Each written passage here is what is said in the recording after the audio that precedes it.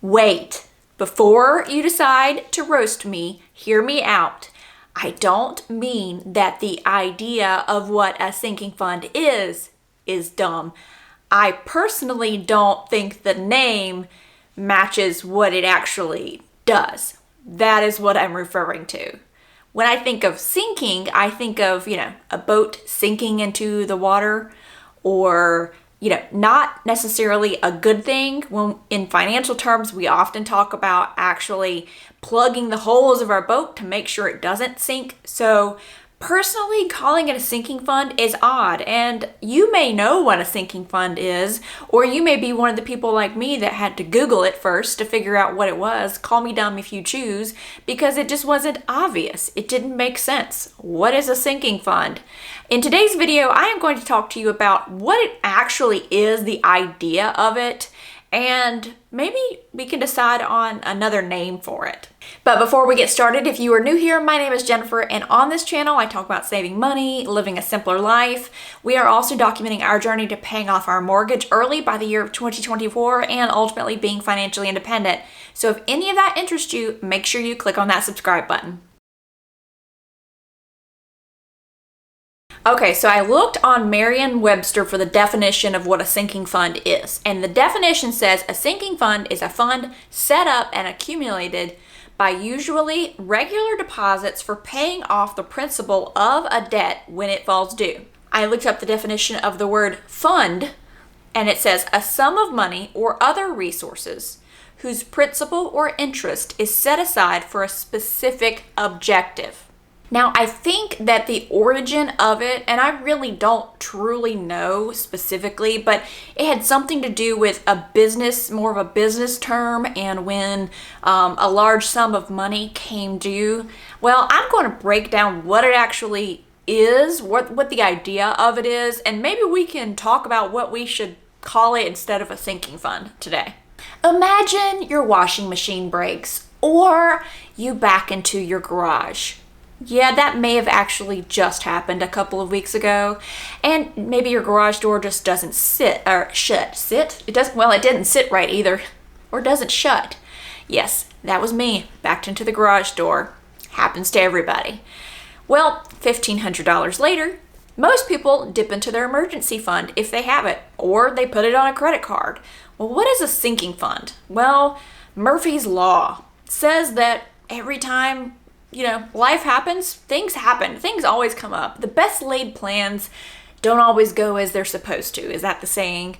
Well, a sinking fund is something where you set aside money, well, the idea of a sinking fund, each month, and it goes into a bucket. I would rather call it a bucket, wouldn't you?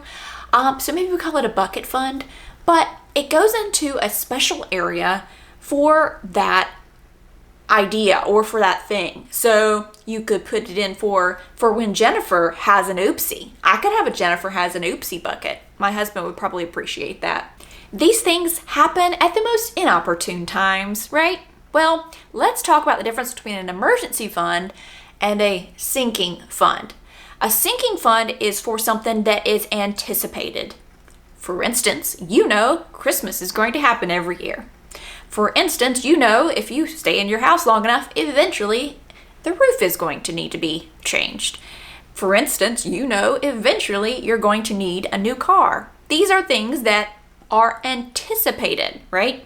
An emergency are for things that are not anticipated. So what I usually recommend with an emergency fund is you set it and you forget it. You don't think about it. Hopefully you never have to use it. But some things that come up for emergency funds might be hospital stays, might be you're out of work and now this is actually going to pay your bills.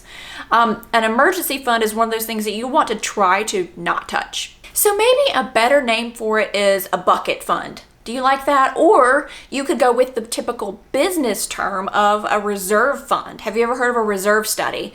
Whereas that there is an anticipated life of something, so you will determine what you need to save between now and then. For instance, let's go with a roof. Let's say, and I'm just pulling these numbers out of my rear end. Let's say your roof is $12,000. It's not, it's more than that. I'm just trying to use round numbers because that's how much I can divide in my head. And let's say you have to replace it every 12 years, which typically you don't, but again, go with me here. Then that would determine that you would need to save $1,000 every year for the next 12 years to replace your roof for $12,000. Typically, you also need to account in that time for inflation, especially now, right? But that would be what would be considered a reserve. So something you need to set aside. Basically, what you're doing is you're saving a little bit of money each month for something. Have you ever saved up money to buy something? Boom. Sinking fund. That's what it's there. Somebody just decided to name it sinking fund to complicate it even more. Are we clear what a sinking fund, bucket fund, and an emergency fund is? You know, emergency fund is break glass in case of emergency. Don't touch it unless you need to. Sinking fund, something you're going to touch eventually, right?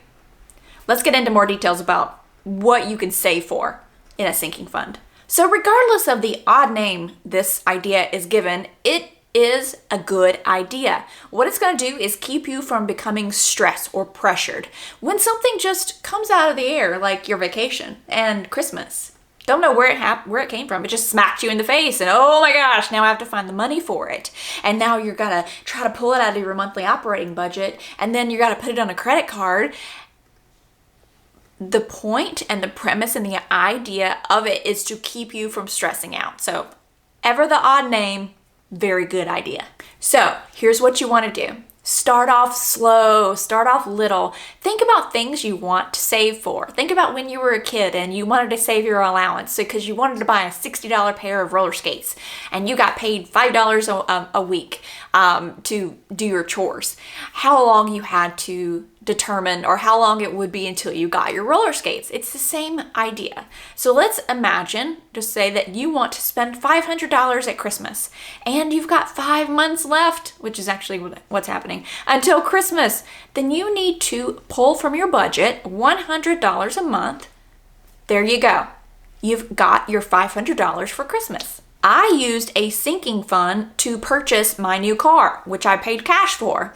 What I did was determine how much money I needed to save, how much money I needed to put away each month, and when I was going to purchase the car. So for over 2 years, I saved up as much as I could to go towards the new car so that I didn't have a new car. Now, if you have gotten rid of a monthly payment or you're getting rid of a monthly payment, this is a side tip. So let's say you have a monthly car payment of $400 a month, and that's all your debt, and you pay that car off. What I recommend doing is now taking that $400 that you were already spending and set it aside. Go ahead and put it in a fund, a bucket fund for your next new car, so that in, 5 years, you have the money so you could pay cash, and that's how it will roll along. So for simplicity purposes, I have drawn a diagram. Yes, my handwriting is absolutely terrible, but let's talk about it. Sinking funds here. So what you're going to do is list out the things that you want to create a sinking fund for. So I've just kind of pulled some things out of my rear end, as I often do. You're going to list by your category, and then the amount of money you need, the number of months you need to save for it, and how much you need to save each month. So let's assume you're saving for Christmas, a vacation, maybe school clothes, pet care, new computer. These are things that are going to be anticipated, and some of them are just going to be your best guess for how much you have to save or should save. So saving even your best guess is better than not at all. Let's assume you want to spend $500 at Christmas, $1,400 on your vacation, $300 on school clothes, $400 on pet care, and $100 on a new computer. I have divided it by different amounts of months. So let's assume you want to go on vacation in 9 months and you haven't anticipated it for an entire year. You need a new computer, so you're going to save for the next 8 months. So just take those numbers divided by the months, and this is how much you need to set aside to get to this amount in this amount of time. So I hope that my little whiteboard there helped you to visualize how easy it is to figure this out. Now, I wanted to tell you a few of the things that we do save for in regards to buckets. One of the buckets that we do save for is our daughter's college fund. So each month we have a certain amount of money that comes out and goes right into her 529. We do not know how much obviously is going to be anticipated and needed by then, but we've started off so early that we know pretty much it's going to be good, or she's going to have a great start. Some of the other things that we save for are our insurance. So our car insurance, our life insurance. We also, we pay all of that annually. We also have to have a bucket for taxes. We have to pay quarterly taxes. And then we also, instead of getting so specific, you can keep it simple. We just have an overall bucket. You know, I mean, people say you've got your emergency fund, but we have an overall savings bucket. We know we don't need to, keep adding to it to make it this huge amount of money, because that would be somewhat wasteful of not investing it. But having a certain amount of money put aside that is going to go towards those things, such as your appliances or backing into your garage door or your roof. Having that money and doing a little bit each month is what we actually choose to do, rather than getting so specific. Well, the refrigerator should last for about 10 years, and the anticipated cost for a refrigerator in 10 years is going to be X, so we need to save this amount. And then doing that for every little thing is just overcomplicated and overcomplicating things for me. Now, in your budget, so for instance, if you were to have added up everything in my whiteboard presentation, then you would need to be setting aside $380 a month. Now, obviously, if your budget can't allow that, then you need to make adjustments to either your sinking fund amount or your budget, increasing income or finding ways to cut back and being more frugal. But basically what I then do is take that amount and I put it in my budget, and it's one line item. It's bucket fund or sinking fund or reserve fund, whatever you wanted to say. Rather than having this amount is going towards Christmas, this amount is going towards vacation, I have that written out somewhere else, so I keep my budget smaller.